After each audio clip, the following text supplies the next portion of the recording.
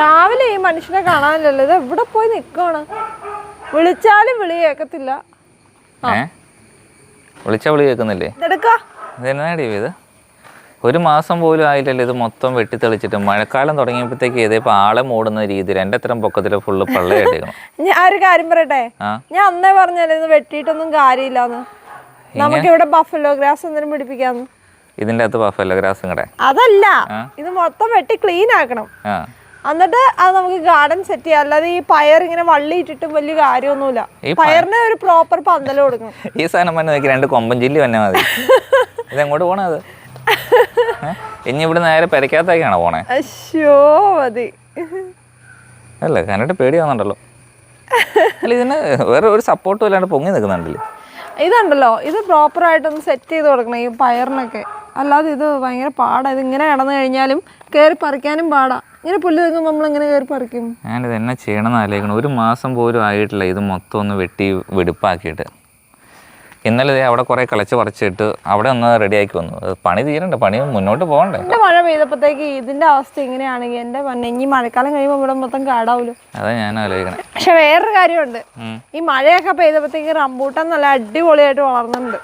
ആ മരം തന്നെ ഒടിഞ്ഞു പോകുന്ന എനിക്ക്. അതെ അതെ, കാണിച്ചു തരാം. അത്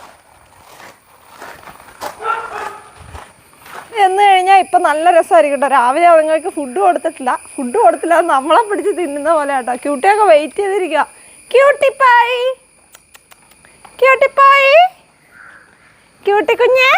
ക്യൂട്ടിയുടെ കൂടിന്റെ ടോപ്പിൽ നോക്കി റംബൂട്ടാൻ നിൽക്കണ ഒരു കൊടും കാട്ടില്.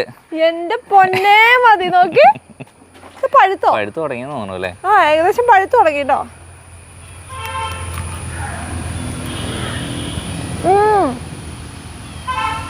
മധുരമായോ? മധുരമായി തുടങ്ങിയിട്ടുണ്ട്. 2 കുഞ്ഞുങ്ങളെ അവിടെ കിടന്ന് വിളിക്കണം. അച്ചടാ കുഞ്ഞേ തീറ്റ കിട്ടിയില്ലടാ. ചാടിപ്പോണ്ട ഇവന്. കൊക്കോ ആണെങ്കിൽ കണ്ണ് കെട്ടിയ ചാടിപ്പോട്ടോ. അതാ കൊക്കോയുടെ സ്വഭാവം. കുറച്ച് തീറ്റ കൊടുക്ക. ലൂസി വരാടി. പാത്ര സഹിതം തട്ടി കളഞ്ഞമാര്. ആ തീറ്റ പാത്രം എല്ലാം മറിച്ചിട്ടേക്കോ. ചാടിപ്പോണ്ട. ക്യൂട്ടിക്ക് വേണ്ടി വിശേഷമാണെന്ന് തോന്നണല്ലോ. ക്യൂട്ടി പ്രഗ്നന്റ് ആണ്. എപ്പോ വേണേലും ഡെലിവറി ഉണ്ടാവാം. തീറ്റ കൂടുതൽ കൊടുത്തു. ക്യൂട്ടിയുടെ തലയൊക്കെയാണ് നീട്ടേക്കണേ. അത് തല മാറ്റണ്ടേ? തല മാറ്റടാ. കണ്ണും കാണാൻ പറ്റുന്നില്ല എന്തോരം ഇട്ട് കൊടുത്തേ. ക്യൂട്ടി കുഞ്ഞേ, എന്റെ പുന്നാരെ നോക്കട്ടെടി നിന്റെ വയറ്. ആഹാ പാവം കേട്ടോ. കഴിച്ചോട്ടോ, തക്കട് കഴിച്ചോട്ടോ. അവനെന്തിനാ നീ തൂത്ത് കൊടുത്ത്? അവളല്ലേ? അവനാ?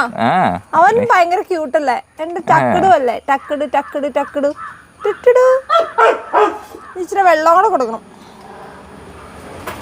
എന്നാണ് ഈ റംബൂട്ടാൻ തിന്നുകൊണ്ട് നല്ലൊരു ഷെയ്ഡാല്ലേ ഇവർക്ക്. കഥ കടച്ചേക്കാം, അല്ല അവൻ ചാടിപ്പോവും. രാവിലെ എണീറ്റ് കഴിഞ്ഞാൽ ഇതുങ്ങൾക്ക് തീറ്റ കൊടുക്കുന്ന ഒരു പണിയാട്ടോ. മീൻകുളത്തിലെല്ലാം കിടന്ന് പിടയ്ക്കുന്നുണ്ടോ? തീറ്റ ഉണ്ടായിട്ടാന്ന് തോന്നുന്നു. എന്നാ തിന്നോട്ടോ, എല്ലാരും തിന്നോ, വയറ് നിറച്ച് തിന്നോ. മൊത്തം ഗപ്പികളാട്ടോ, ഗപ്പി കുഞ്ഞുങ്ങളാണ്. എടി ലൂസി വരുമോ? അടി ലൂസി, നീ തല്ലി മേടിക്കും കേട്ടോ. ലൂസിക്ക് അങ്ങനെയാട്ടോ. ഫുഡ് എന്ന് പറഞ്ഞാൽ ലൂസിക്ക് ഏറ്റവും ഇഷ്ടപ്പെട്ട സാധനം എന്ന് വെച്ചാൽ ഫുഡ്. അത് കഴിഞ്ഞിട്ട് ആൾക്കാരുടെ കുഞ്ഞുങ്ങൾ വരെ ഉള്ളൂ. അങ്ങനെയൊന്നുമല്ല, അവള് പ്രസവിച്ച് കിടന്നപ്പോൾ അപ്പോൾ നമ്മുടെ ലൂസി ഉണ്ടല്ലോ, ആളുണ്ടല്ലോ, എത്ര വിശപ്പിന് ഇത്ര ഫുഡിനോട് ഇത്ര ആക്രാന്നുണ്ടെങ്കിൽ അവൾക്ക് കുഞ്ഞുങ്ങളുണ്ടായിരുന്ന സമയത്ത് നമ്മൾ തീറ്റ വിളമ്പി കൊടുക്കുകയാണെങ്കിൽ ലൂസി കുഞ്ഞുങ്ങളെല്ലാം കഴിച്ച് മാറി നിൽക്കും. അത്രയ്ക്ക് അച്ചടക്കത്തോടെ അവൾ മാറി നിൽക്കുകയാണ്. തള്ളയുടെ സ്നേഹം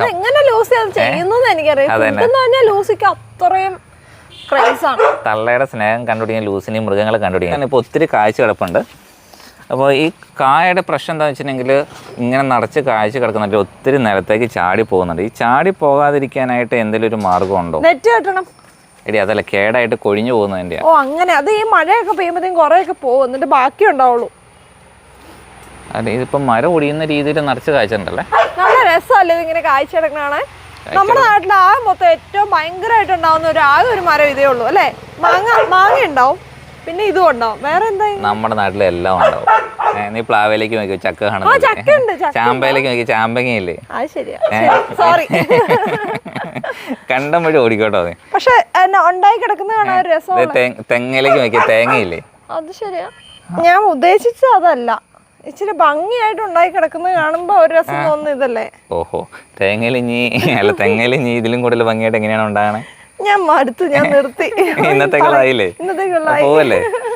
ലൂസിക്ക് എന്തെങ്കിലും തീറ്റ കൊടുക്കാൻ നോക്കി, അത് കഴിഞ്ഞ് എനിക്ക് എന്തെങ്കിലും തീറ്റ തീറ്റ കൊണ്ട് പോയി. സത്യം പറഞ്ഞാൽ എനിക്ക് പേടിയായി ഇപ്പോഴത്തെ അവസ്ഥ. ലൂസി അത്രയും വിശപ്പോടെ നിൽക്കുന്നത്. ഇനി കൂടുതൽ അവളെ വിശപ്പിക്കുന്നില്ല, അത് എനിക്കും വിശക്കാൻ തുടങ്ങി. എന്തെങ്കിലും ഉണ്ടോന്ന് ഞാൻ പോയി ആ മനുഷ്യന് തിന്നാനുള്ള എടുത്ത് വെക്കാം, അന്നേരം പട്ടിക്ക് കൊടുത്തിട്ട് വാ.